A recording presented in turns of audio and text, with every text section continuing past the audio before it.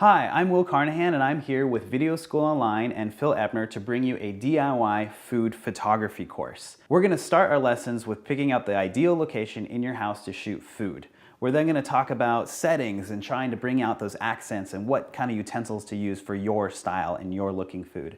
After that, we're going to go into lighting techniques, cameras, and the difference between iPhone and phone cameras versus bigger professional and smaller mirrorless cameras. So if you're ready, let's get started.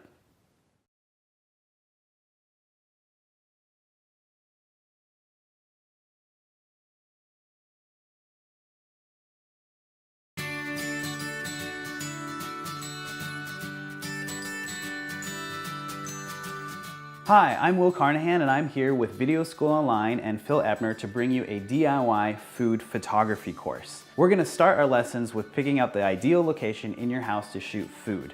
We're then going to talk about settings and trying to bring out those accents and what kind of utensils to use for your style and your looking food.